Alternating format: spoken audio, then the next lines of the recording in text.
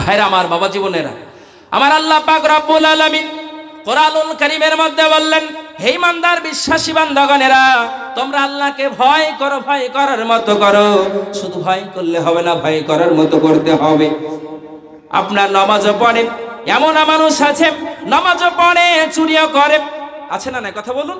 নামাজও পড়ে ঘুষও খায়, নামাজও পড়ে জোতে হাত দেয়, নামাজও পড়ে জেনাতে লিপ্ত হয়, নামাজও পড়ে পরনিন্দা পরচর্চা করে। শুধু তাই না, নামাজও পড়ে আবার টিকিটও হাত দেয়। এমন ব্যক্তি আছে না? নেই কথা বলুন। এই গ্রামের মানুষ হয়তো ভালো, ধনেপুরের মানুষ, আল্লাহওয়ালা মানুষ তো ভালো হতে পারে, সমস্যা নেই, কিন্তু বিভিন্ন জায়গাতে এই মাল কিন্তু ভরা আছে। নামাজও পড়ে, বিভিন্ন গুনার কাজে লিপ্ত থাকে, নামাজও পড়ে, 3 শুকনা চালের খিচুড়ি নিয়ে আপনার পাথর চাপড়ি দড়াদড়ি করে ব্যক্তি আছে না? নেই কথা বলুন। নামাজও পড়ে, আজমির শরীফ গেলে মনে মনে ভাবে উমরা নেকি হবে, উমরা হজ করলে যতটা নেকি হয় ততটা নেকি পাবে। এই ব্যক্তি আছে না? নাই কথা বলুন। বাস্তব কথা বলছি, বলতে বড় দুঃখ লাগে, বড় কষ্ট লাগে। আজকে আমার সমাজের মানুষ মুসলমান ঘরে জন্ম নিয়ে, মুসলিমদের কি হওয়া দরকার ছিল? আল্লাহকে চেনা দরকার ছিল। ওই ব্যক্তিটা আল্লাহকে না চিনে আপনার এমন এমন দরগাতে দৌড়াদৌড়ি করে, আপনার শুনলে আপনি আশ্চর্য হয়ে যাবেন। এমন ব্যক্তি আছে বড় বড় খাসিলে আপনার অরুষের সমাতে কটকটে আপনার চাঙ্গা খাসি যদি বাজারে বিক্রি করা যায় তো আপনার 25 থেকে 30,000 টাকা দাম। ওই অত বড় খাসি নিয়ে আপনার 3 শুকনা চালের খিচুড়ি, ক্ষীর খিচুড়ি করার জন্য দৌড়তে দৌড়তে আপনার পাথর চাপড়ি চলে যায়। যাওয়ার পরে আপনার মানত করেছে, বলে কেউ যদি জিজ্ঞেস কোথায় যাচ্ছ, বলে হুজুরের দরবারে যাচ্ছি। এই হুজুর কি পার করবে নাকি? কথা বলুন। ও হুজুর পার করতে পারবে গো? হুজুর কিন্তু পার করতে, হুজুরের তো সমস্যা।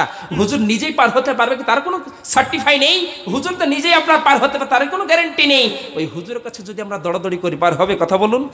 একটা উদাহরণ দিচ্ছি, আপনারা বুঝতে পারবেন। এই কি বলে, এখানে একটা দোকান আছে, আপনার স্কুলের কাছে একটা দোকান, আর এই দোকানটা পার করে আর একটা কিছুক্ষণ, মানে চাহারুল ভাইদের বাড়ি আছে, ওই বাড়ির কাছে ধরে আর একটা দোকান। আপনি স্কুলের পাশে আপনার বাড়ি, ওই দোকানের পাশে আপনার বাড়ি। তো আপনি মনে মনে ভাবলেন যে আমার আব্বা খুব শরবত খেতে ভালোবাসে, রোদ্দুরের সময় যদি শরবত ঠান্ডা যদি একটু শরবত করে দেওয়া যায়, আমার আব্বা খুব তৃপ্তি পায়, খুব ভালো লাগে। আপনি মনে মনে ভাবলেন আপনার আব্বাকে শরবত খাওয়াবেন। তো আপনি ভাবলেন তাহলে চিনি আনতে হবে, চিনি ক্রয় করে আনতে হবে। তো চিনি কিনতে আপনি ওই পাশের দোকানটা না গিয়ে আপনি দোকানটা পার করে ওই সামনের দোকান থেকে, যেন চাহারুল ভাইয়ের বাড়ি আছে কথা ওই ওখানে একটা দোকান আছে, ওখান থেকে আপনি চিনিটা কিনে নিয়ে আসলেন। এই সামনে যে দোকানদার ছিল বাড়ির পাশে, ও খুশি হবে না রাগ করবে? তাড়াতাড়ি বলেন। রাগ করবে না খুশি হবে? রাগ করবে। তাহলে আপনি বলেন, আপনার বাড়ির পাশে মসজিদ, সেই মসজিদকে আপনার পার করে দিয়ে, মসজিদকে ছেড়ে দিয়ে আপনি আল্লাহর প্রতি আস্থা না রেখে আপনি খানকা, দরগা, আপনার আজমেরি আর কত রকমের ওরসে দৌড়ে বেড়াচ্ছেন। এই ওরসে যদি দৌড়ে বেড়ান, কাজ হবে গো? কাজ হবে? যদি চাইতে হয় কি বলে, আপনার সন্তান যদি চাইতে হয়, কার কাছে চাইতে হবে? আর খাবার যদি চাইতে হয়, আল্লাহর কাছে চাইতে হবে। আর পানি যদি চাইতে হয়, সব ঠিক আছে, কিন্তু একটাতেই গন্ডগোল। কোনটা বলুন তো? সন্তান হচ্ছে না। বলে হুজুর খুব দৌড়াদৌড়ি করছি, সন্তান হচ্ছে না, কিছু একটা ব্যবস্থা, তাবিজ হবে নাকি? আচ্ছা বলেন, এখানে আল্লাহর কাছে চেয়ে যদি আপনি না পান, এই হুজুরজিকে আলাদা আলাদা ধরনের তাবিজ দেয় নাকি? হুজুরকে আলাদা তাবিজ নিয়ে বসে আছে নাকি? দেনেওয়ালা কে গো? সব কিছু যে আল্লাহ দিতে পারেন, ও আল্লাহ সন্তানটা দিতে পারেন না? ও আল্লাহ কি বলে, আপনার সন্তানটাও দিতে পারেন। ভরসা কার উপর নেই? আল্লাহর উপরে নেই। এই আল্লাহর উপরে ভরসা না থাকার কারণে আজকে মানুষের দুর্দশা। আমরা পরিবর্তন হবে ইনশাল্লাহ বলুন। এই যারা খানকা, দরগা দৌড়াদৌড়ি করে, দেখেন আব্দুল কাদের জেলানি, আপনার কি বলে নিজামুদ্দিন চিশতিয়া রহমাতুল্লাহ আলাই, যত আল্লাহর ওলিরা ছিলেন, নিঃসন্দেহে কোন রকমের তাদের ক্লেম নেই, তারা অবশ্যই আল্লাহর ওলি ছিলেন, বিচক্ষণ বিদগ্ধ আলেমে দ্বীন ছিলেন, প্রমুখ আলেমে দ্বীন ছিলেন, এতে কোন রকমের আপনার সন্দেহ নেই। তবে মনে রাখতে হবে, ওনারা খারাপ ছিলেন না, খারাপ আমরা করে দিচ্ছি। বলে হুজুরের দরবার গেলে এমনি যাওয়া যায় না, আপনার কি বলে ছাগল টাগল তো আছে, তার সঙ্গে ফুলও নিয়ে যেতে হবে। ও কি মন্দিরে যাচ্ছে নাকি? কোথায় যাচ্ছে? মন্দিরে। ফুল শুধু ফুল না, বলে চাদরও চড়াতে হবে।